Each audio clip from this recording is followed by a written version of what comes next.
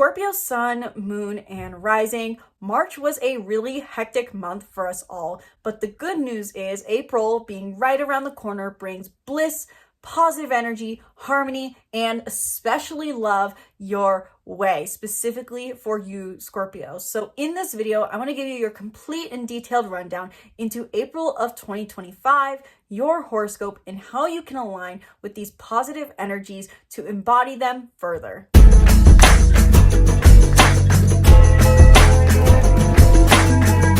Hello and welcome back to the channel. I'm Isabelle, your spiritual rebel friend, and today we are talking about your sign's horoscope for April of 2025.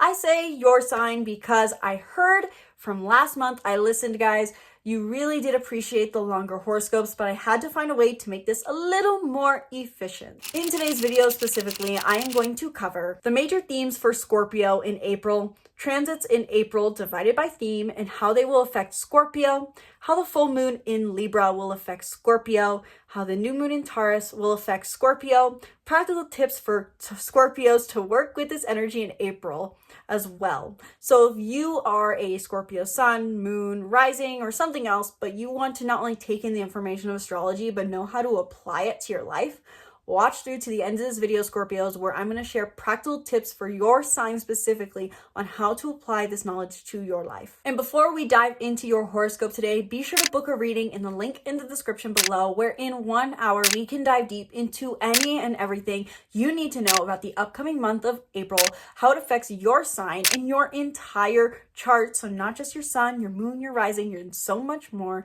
as well as other things that may be happening in your chart that you can utilize to your benefit to gain the things you want in life. So not only is this astrology, it's also your personology, so your Enneagram, your Myers-Briggs, and so much more. We can cover it all. Sky is the limit. This is for anyone interested in astrology, self-development, and manifestation.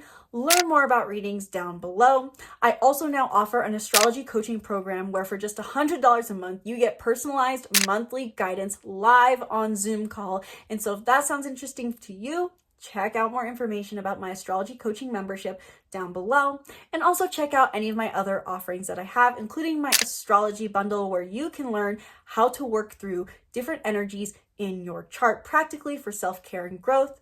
And you can check out my Master Astrologer course, where I teach you how to become your own astrologer and deeply but simply understand the stars. In short, check out all the links in the description below.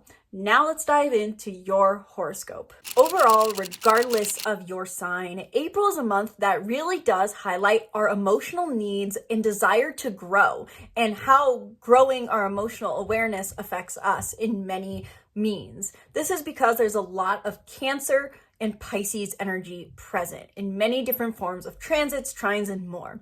This really does emphasize that overall, throughout the month of April, we really are finding that to act in alignment with our emotions becomes easier. And this also works really well in alignment with our highest path to growth that is present right now, where we are all developing our empathy, compassion, and spirituality in some way or in some area of our life. Not only is there a lot of water energy present through the archetype of Cancer and Pisces that heightens the themes of emotional attunement in the month of April, but there's also some Aries and Leo energy present that has been long awaited in many ways. And this can bring a lot of motion forward in conversations and in movement we've been wanting to do in matters related to our passion, as passion and desire are both themes present within any fire sign, and in Aries and Leo specifically.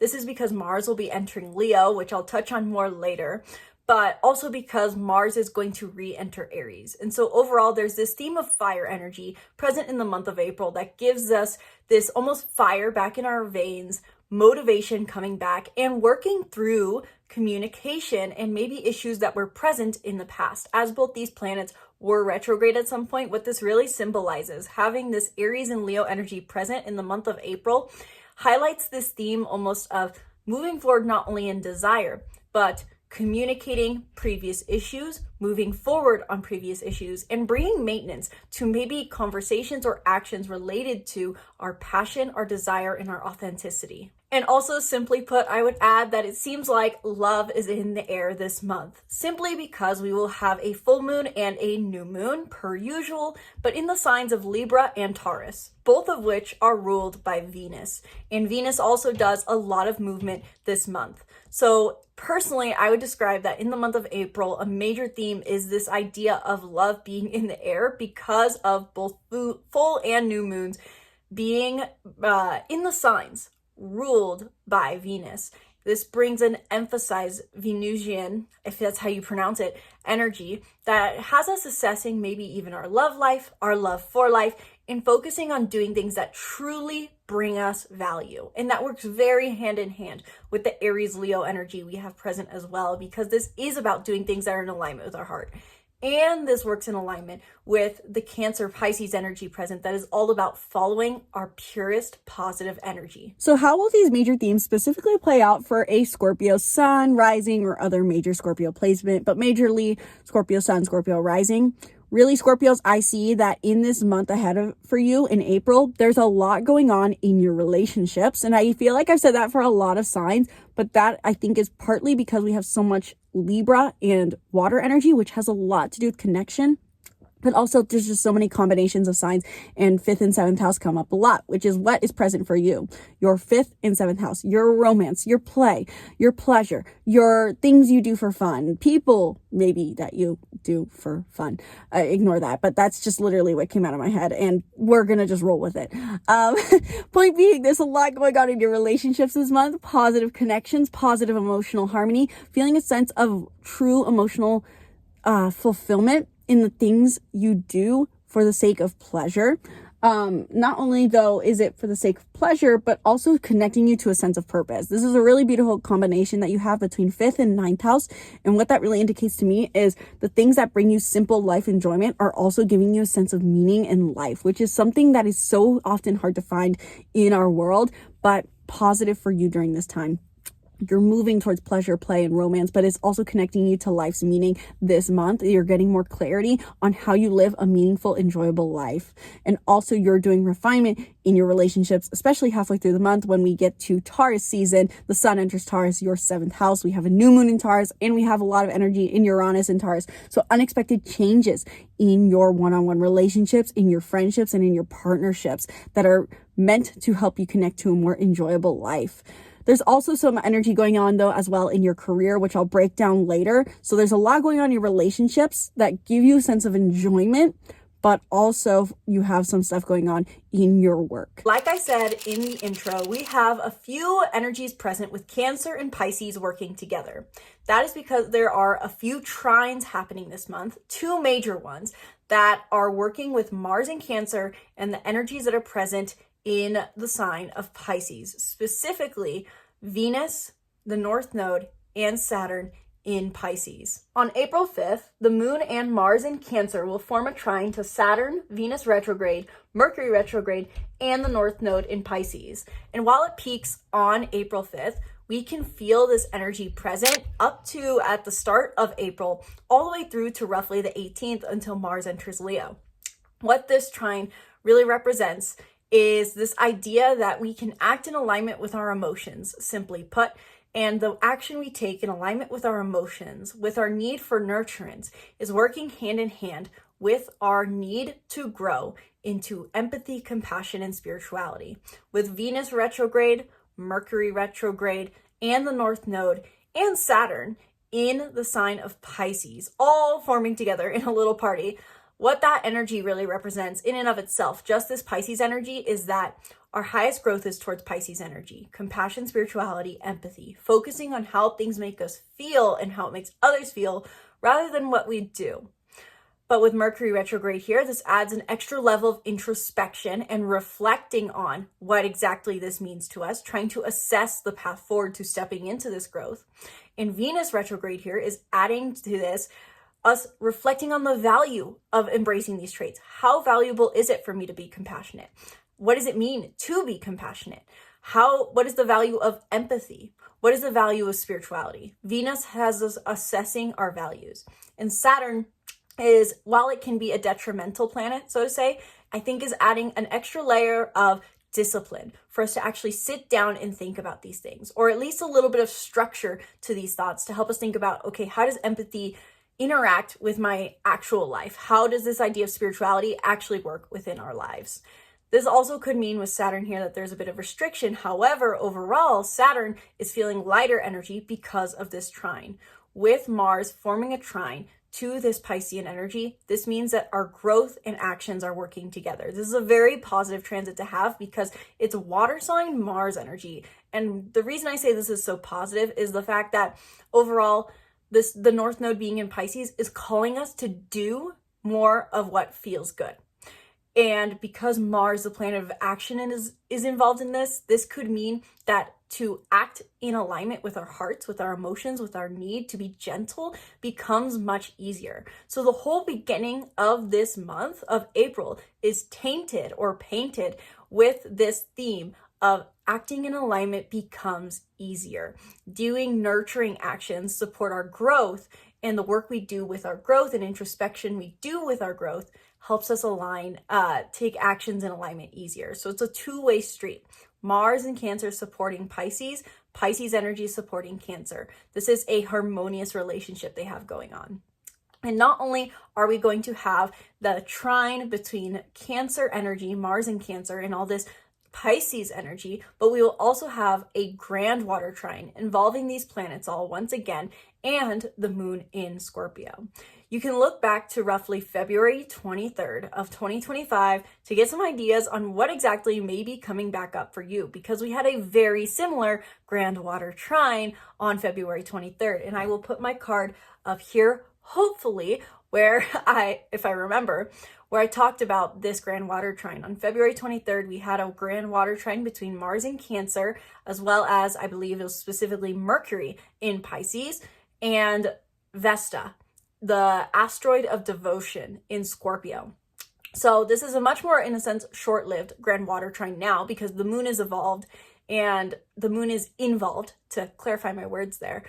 The moon is involved and the moon moves much faster. So this is a short burst grand water trine, but this also goes hand in hand with the trines we are having between Cancer and Pisces energy in general at the beginning of the month.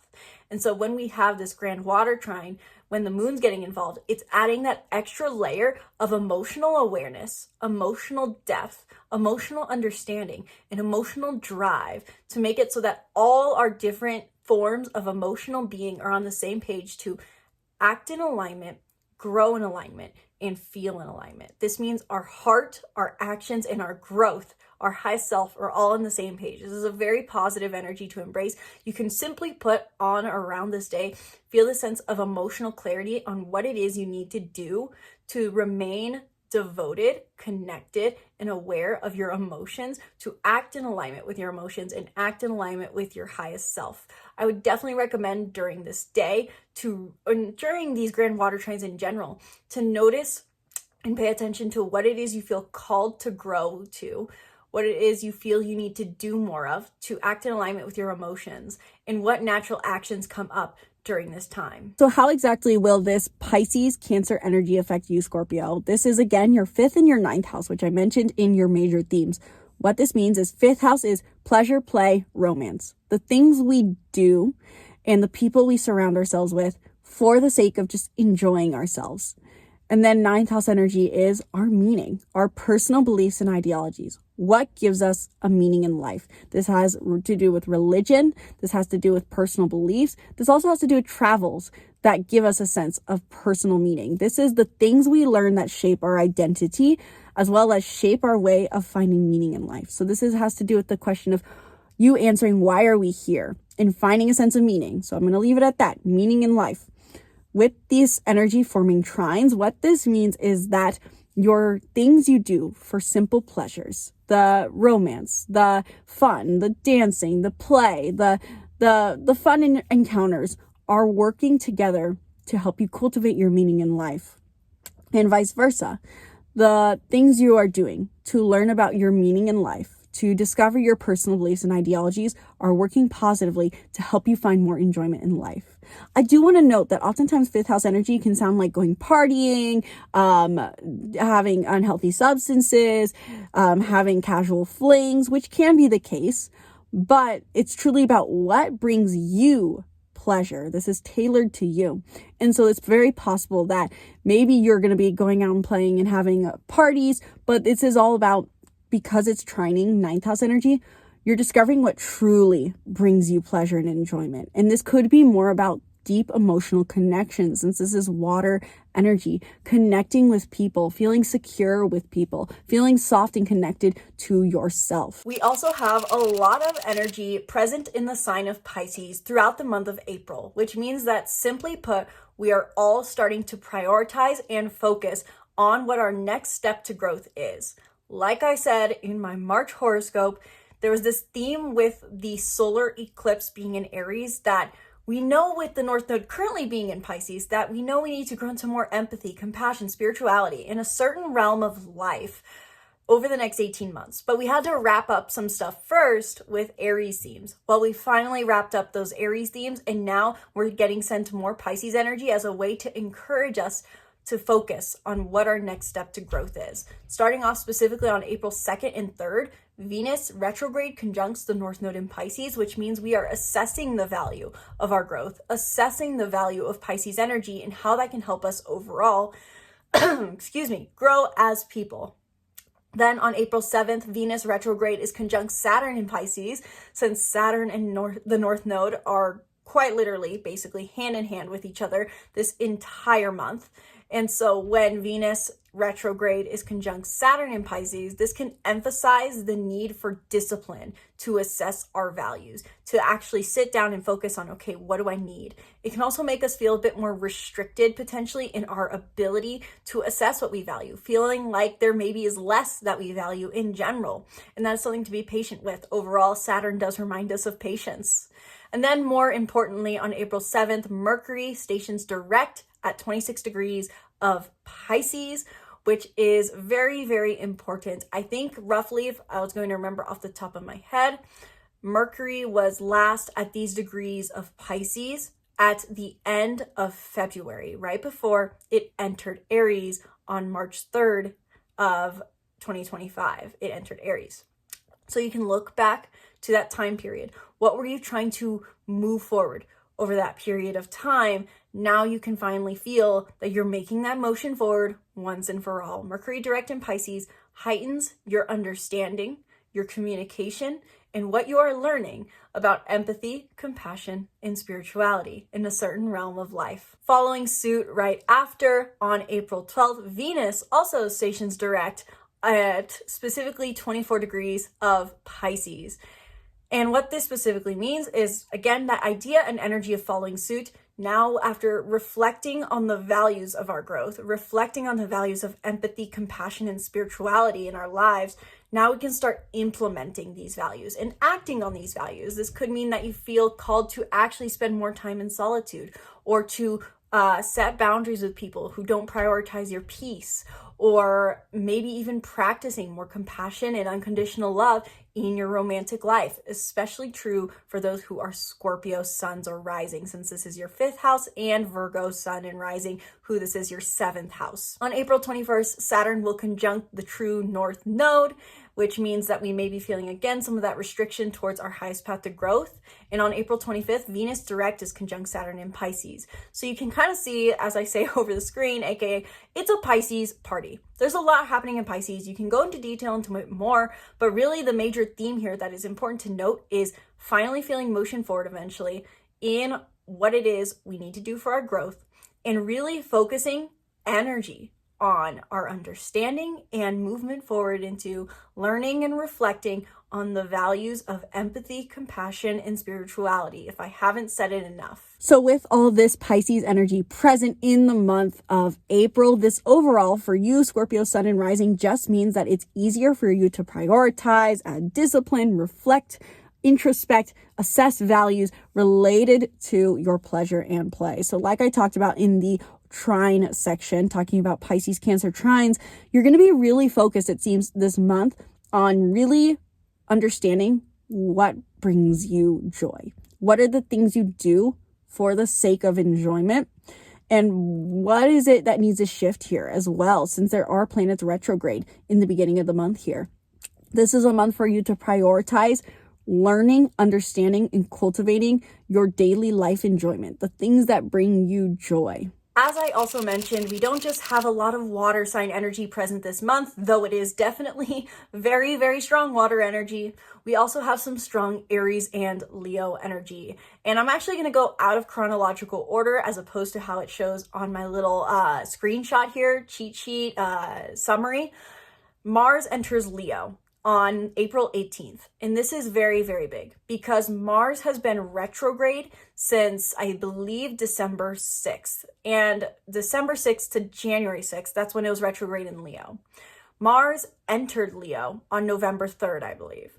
And so from November, this is basically what this means, to recap that a little better, is we can be experiencing motion forward and progress that we have been working on and waiting on since November 3rd. This is a long-awaited transit because November 3rd, you started something related to your passions, your courage, how you show up authentically around others, being more bold, being more seen, owning who you are in passionate, loving ways, acting on your passions, acting on the desire to have fun.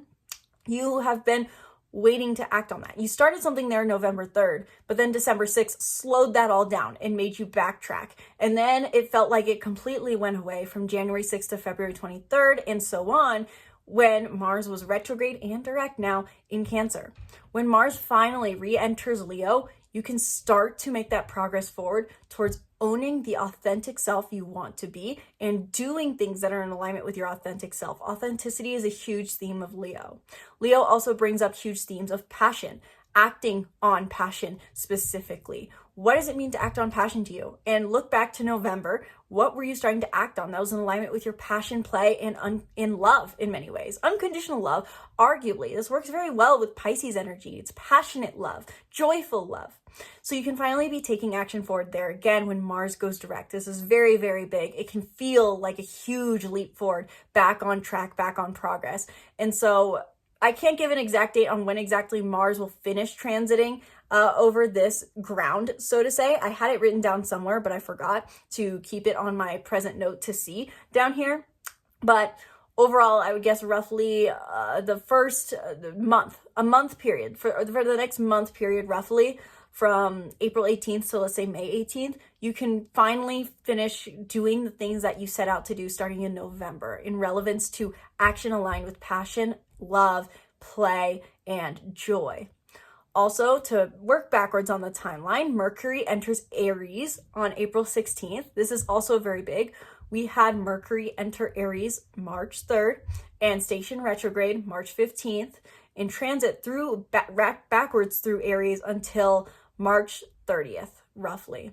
And so when on April 16th, Mercury enters Aries again, we're making communication progress forward over things that we have had to reassess and recommunicate and rethink in matters related to our independence and assertion and authenticity. So basically, to put that simply, what has been going on in your communication and in communication related to your independence, authenticity, and assertion over the entire month of March. These can be things that you're finally making progress forward once again, communicating specifically things that you've already had to communicate before, and finalizing things. I think that's a good way to describe it. Finalizing it to move forward. Also throughout the month, Neptune is in Aries. Neptune is a new development, so to say. It entered Aries on the 30th of March, which means that we are upholding and learning ideals in Aries themes. So this can kind of go hand in hand with Mercury being here. April 12th, Aries has some very high involvement, given that not only is it creating the full moon in Aries, or full moon in Libra, shining a light on Libra, but Chiron's also involved. And more on that when we talk about the full moon in Libra later in the video. April 30th, Venus enters Aries, again, that following suit at the end of the month, bringing and movement forward to our assessment of our values. Venus, gosh, I don't remember off the top of my head. Venus was in Aries in March and did retrograde motion. I honestly don't remember off the top of my head, guys, but you guys know the dates. I know, because you guys, if you're following my channel, you tend to know all these transits going on. You guys usually aren't total newbies. Apologies for the newbies who are here who wanted the information, but April 30th, when Venus enters Aries once again, we can feel motion forward when it comes to assessing the value of our independence. And you may be actually acting on these values of independence more, whether that's in your love life or in your love for life, prioritizing beautiful, harmonious, pleasureful things in your life that bring you independence and authenticity.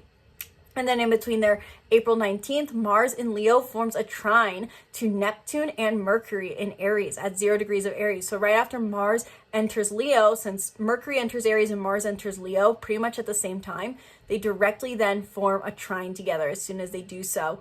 And so what this can really mean, it's like this merging trine energy. Mercury and Cancer, or Mercury and Mars in Cancer and Pisces form trines, and then they later follow together to form trines in Leo and Aries. What that even symbolically represents is our communication and our understanding are on the same page as our actions. So we can really feel a lot of clarity around our actions and acting from a place of clarity.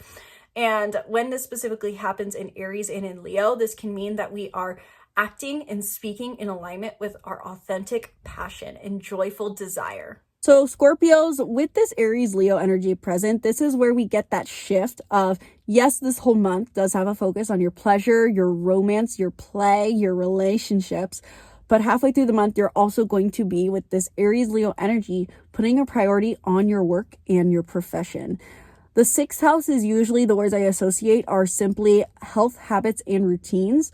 But also, this does oftentimes, the sixth house has a lot to do with our 9-to-5 job, since it's our day in, day out life. And so if you work a 9-to-5 job where you clock in, clock out, this really emphasizes your work and your services if you have service-based work. And so combining this with 10th house energy, I accentuate that.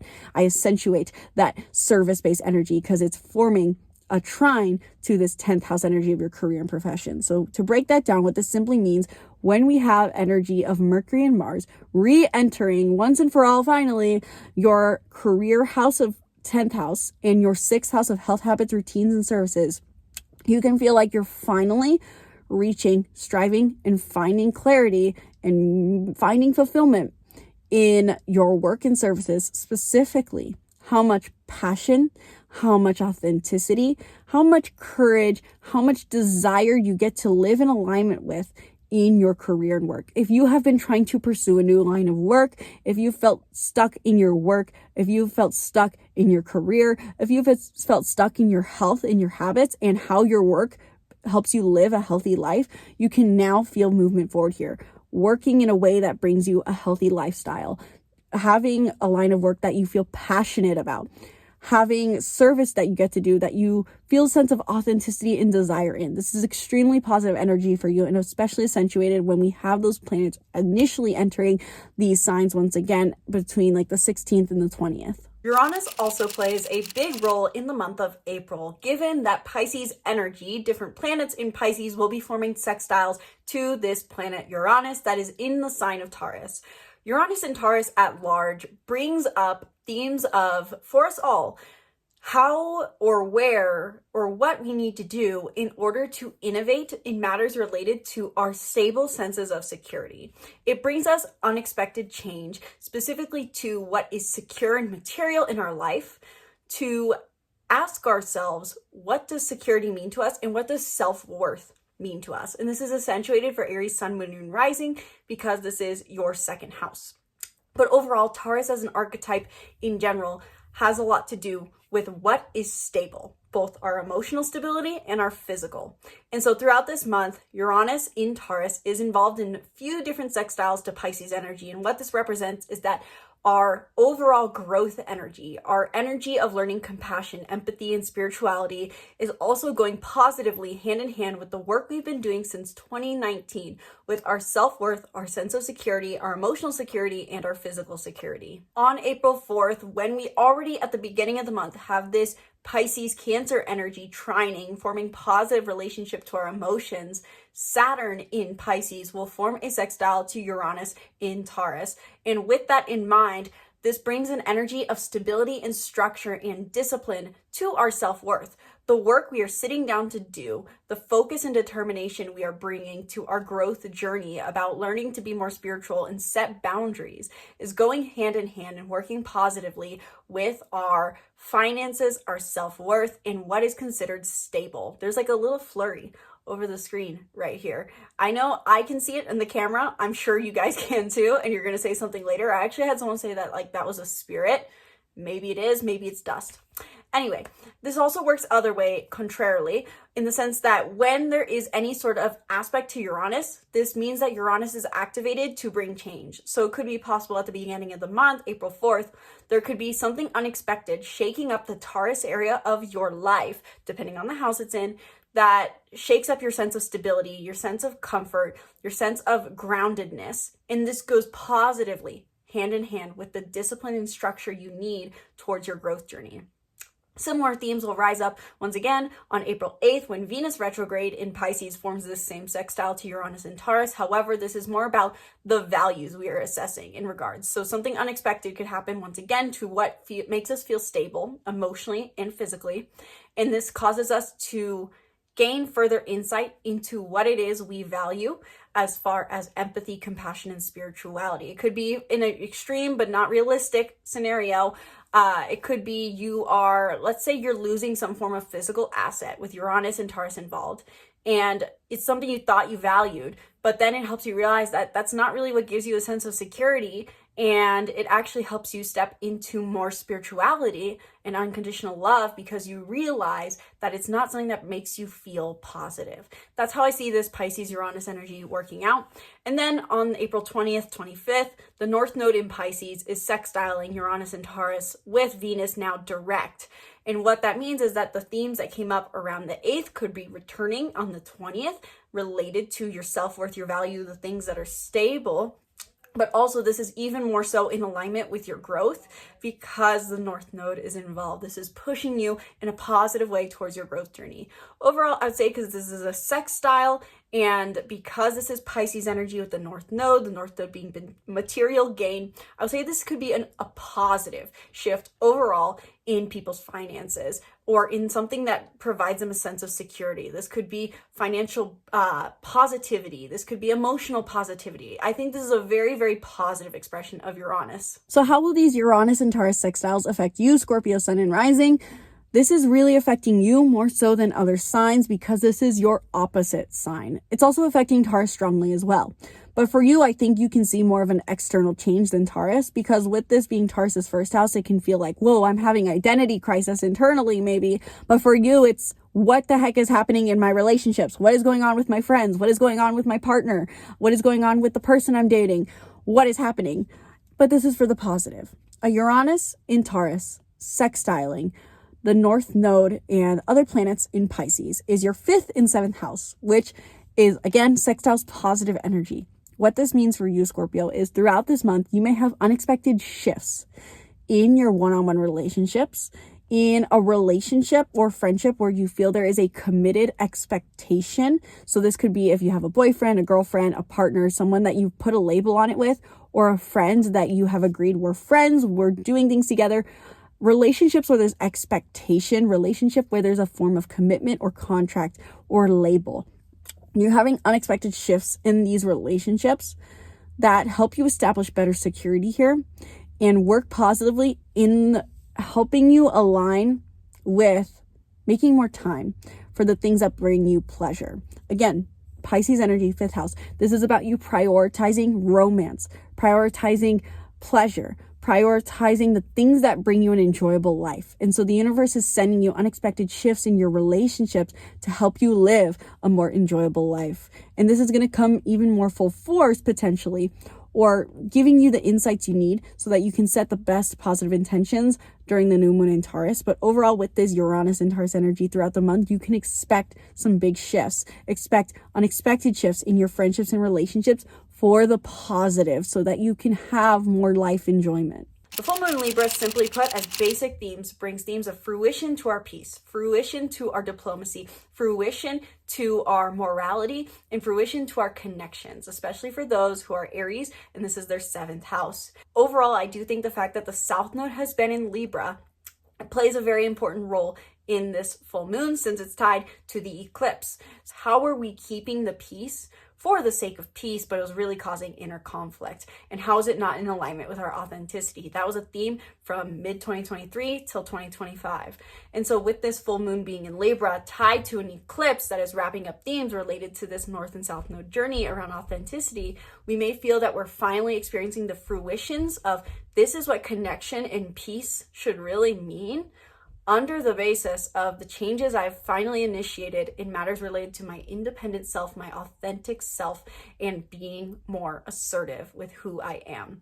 So the full moon in Libra brings this fruition to this story. There's also a few other things involved that also accentuate this theme as well, of being tied to Aries energy, which I mentioned in my my Aries section probably. The Aries sun, which creates the full moon, is conjunct Chiron. But the practical advice I'd give to this, given how many different interpretations I'm seeing right now, is that our wounds are involved in this.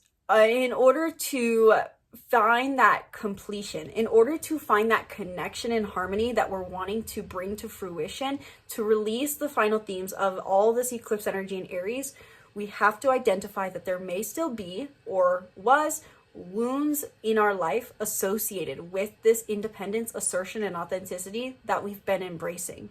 So this could be a time to own, in a sense, your wounds, not for the sake of self-pity, but to accept yourself so that you can form true connections. That's what my intuition kind of tells me the interpretation is on this, even though there's a few different things that could play out as well. Again, more on that when I do a video on the full moon in Libra.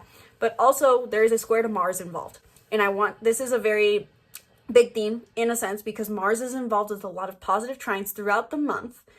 But also the new moon, which I'll talk about in a minute, is also squaring Mars as well. So there's a square to Mars in both cases. And what that means is that these full moons and new moons are really not a time to take action. And this accentuates even further that the full and new moon this month are in Libra and Taurus. Both these signs are ruled by Venus, which is Mars's counterpart. Mars is action, Venus is receiving. Mars is masculine, Venus is feminine. And so I think this is really an opportunity, an invitation, regardless of the Chiron themes that are showing up, to really own your femininity, which doesn't necessarily mean in appearance. It's about becoming and being in the receptive mode, allowing yourself to soften and maybe not take action. This is a month full of a lot of action where we're taking aligned action. The full and new moon act as like, ad breaks or commercial breaks to tell us, okay, just soften, relax, and be in a state of receiving. And it's very possible something will come out with that. After all, a full moon in Libra overall does mean a fulfillment of luxury, a fulfillment of connection, a fulfillment of harmony, regardless of Chiron being involved. It just means that maybe there are wounds also coming up to be aware of. This could also mean it is the wounded healer. So maybe we are healing wounds in others associated with independence, assertion, authenticity, because you've recently initiated something here and maybe someone needs that piece of advice. And on the same day, Venus stations direct in the sign of Pisces, I believe at like 26 or 24 degrees of Pisces. And this also means that Venus, which is ruling over this moon, moving direct at the same time means that we are acting, or not acting, but being in alignment. So maybe tapping into that energy of compassion, empathy, and softening. Again, that could be this idea of the wounded healer, maybe healing others or giving yourself that compassion. So how will this Libra full moon specifically affect you, Scorpio? This is your 12th house of the unconscious mind, inner work. And over the last 2 years, you have been trying to release unconscious thought patterns, maybe going to therapy, meditating, doing inner work, changing your beliefs, changing your fears, identifying your fears so that you can live a life you love, habits that you love, daily life that you love, be more in life rather than feeling mentally stuck in your head. And so with this full moon in Libra, you may be experiencing a fulfillment here, in the sense that you maybe feel called to solitude. Oftentimes it happens with 12th house energy present during a full moon. You may feel called to spend time alone, but not only spend time alone, you may feel this sense of, I've finally overcome some deep fears that have been holding me back. Maybe fear specifically of rejection, fear of not gaining approval, since this is Libra energy we're talking about. You may feel like you're finally at an unconscious level or at a deep mental level, unafraid of being authentic, since authenticity has been a huge theme for you over the last 2 years.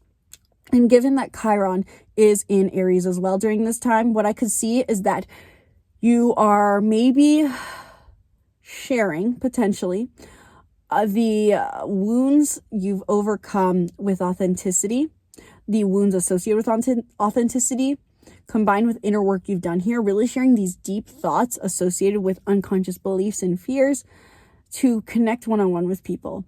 Given that this is Libra energy in your 12th house, I'm seeing this more as realizing that you no longer fear not gaining approval, but this could mean that you're having a deep introspective one-on-one conversation with someone about the fears you've overcome the beliefs you have. So there's this miniature pause for introspection and deeper conversation, I'd call it, during the full moon in Libra, that in a sea of a month of April that is all giving you this external energy, focusing on relationships, movement in relationships, external focus on your partnerships and work.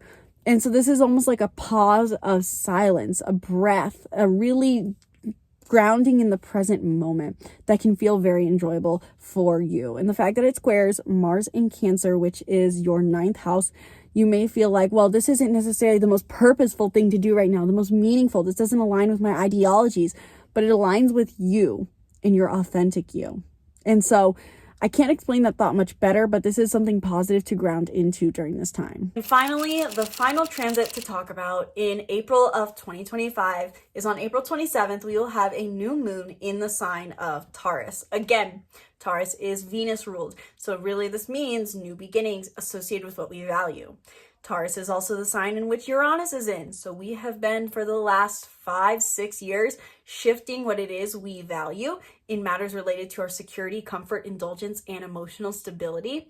And so this could be a new beginning revolving around these themes. It is just a minor, so to say, new moon. So maybe not necessarily having to see the huge deep meaning here, but that's how I'm personally seeing it. New moon in Taurus as general themes brings new beginnings to our comfort, new beginnings to our security, new beginnings to how we indulge, new beginnings to what feels stable. Taurus is the bull in the bubble, which is the idea of finding their own little pleasant field to be in and just staying there. So maybe this has a theme to do with what is the new bubble you need to form for yourself so that you don't pop, so to say. With that also, this new moon in Taurus forms a square to Mars in Leo, like I talked about with the full moon in Libra.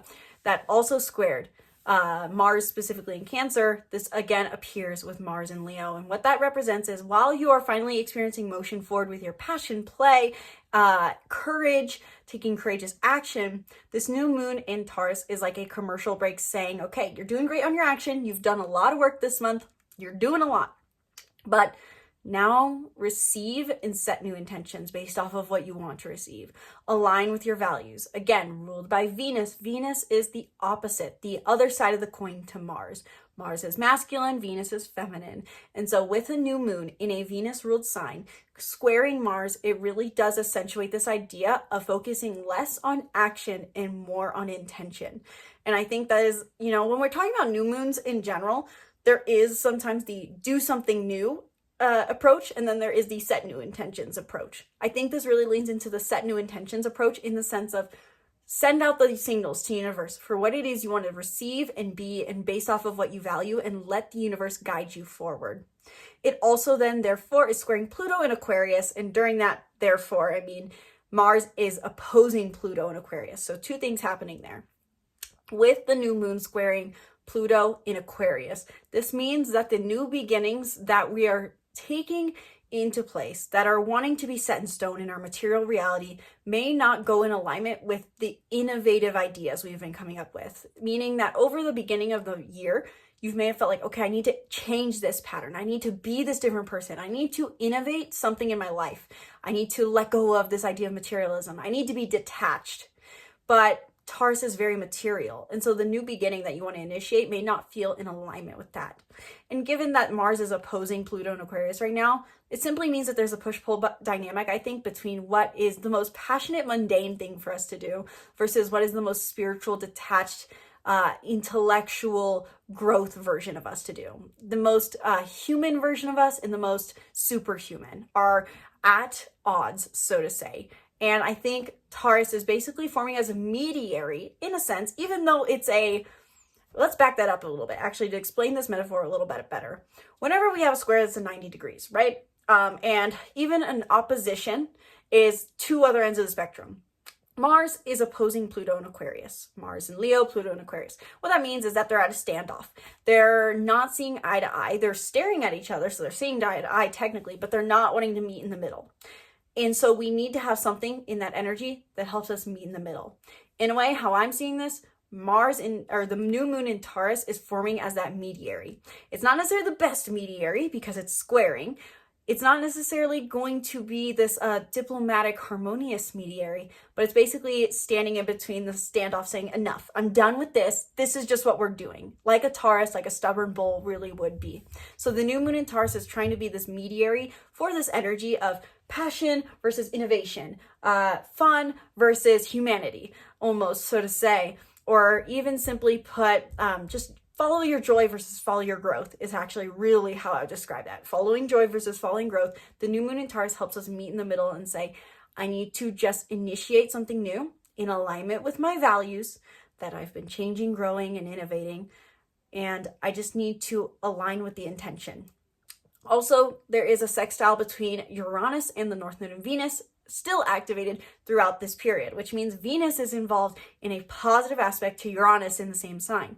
So focusing on, if I can really explain the connection here, Uranus rules over Aquarius. Pluto's in Aquarius in a negative aspect, but Uranus is in a positive aspect with this new moon, and Venus, the ruler of Taurus, is involved positively in this new moon. And the North Node is also involved positively. The North Node being our next highest path to growth. So it may even in a sense feel like there's an opposition, opposing views going on somewhere in your life, but it's not to let it take your attention. It's distraction almost, it seems. Because the sextile between Uranus and then the North Node in Venus activated during the same time and in the same sign and with the planetary ruler really does indicate to me that there's this focus on letting change come to you in alignment with your values and letting the universe present to you what it is you should or do truly value at your core and think differently potentially. The Taurus and Aquarius and Leo are all fixed signs, last I checked. And so there's maybe this fixed mentality that is being encouraged to let go of. Maybe the best way to overcome this maybe challenging energy of fixed point of views is to let go of fixed point of views and just focus on what you value and change your way of thinking. That is encouraged because Uranus is having a positive aspect during the same time of this new moon. So again, how will this new moon in Taurus affect you, Scorpio?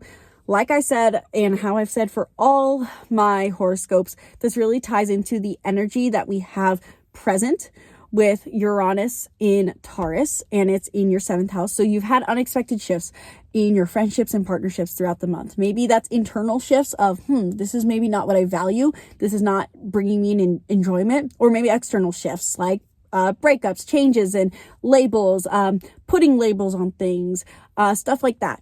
But there's overall, with the new moon, this comes back for you to set a new intention here. A new intention that is in alignment with what brings you an enjoyable life. This may not be taking big action. This could be speaking an intention. This could be internally setting an intention, but nothing major physically changing since Mars is in a square to this new moon. What that means is that you may feel this sense that, what house is Leo for you? I'm already forgetting. That's your career house. With there being Aries and Leo energy direct in your 10th house and 6th house, you're moving forward in your work, but while you're making progress in your work and in your profession and your recognition here, you may feel like you want to set a new intention around your relationships, and that doesn't quite jive well with what you want for your career. It appears to be so. And so the best thing to do with this new moon is basically block off some information coming at you and just focus on, what do I want for my relationships? What brings me a sense of enjoyment in my relationships, whether that's friendship or partnership? What gives me a sense of pleasure in my life? What do I want from my romantic life? Centering into that and setting new intentions around that can be the best way to refine the information and overwhelm potentially coming at you and for us all during this new moon in Taurus. So with that all being said, what are some of the top tips I would give for Tauruses for the month of April? And as I'm saying that, I'm wondering if I forgot to do this for Libras. Libras, if I publish your horoscope and there's no tips, I'm sorry. But Scorpios, what I recommend for you, let's focus on you, Scorpio sun and rising. With all the energy present, I would really take the time and energy to experiment, reflect, and go into your past to assess what is it that brings you a sense of enjoyment in your life. What do you do for the sake of pleasure? And I feel like nowadays society has a weird association with the word pleasure, but pleasure simply means what pleases you. What brings you a sense of being pleased, which is joy, which is bliss, which is a feeling of satisfaction. And there's a lot we do already in society for the sake of pleasure. So it doesn't need to be taken to an extreme. We cook ourselves good food. We go out to eat. We scroll on Instagram. We're all guilty of it. We surround ourselves with people we love. This is all for the sake of pleasure. It's not because it makes a bigger impact on the world always. It's because it brings us enjoyment. So Scorpios, what brings you pleasure to your life? What are things that have brought you pleasure to your life? And maybe you feel called to reassess certain things here. Really try to prioritize and make space for either acting on and filling your life with these pleasures or even assessing what these pleasures are. And so with that as well, see how these maybe connect to your life's meaning. Since, and what I mean by that is because Mars is in Cancer in your 9th house, you're trying to develop your purpose and your ideologies. You're trying to develop your personal beliefs. So see what pleasures cross over with your personal beliefs. An example I would say for me, I would say that for me, how I would see this connection is I love to dance. I go country swing dancing and I dance West Coast swing.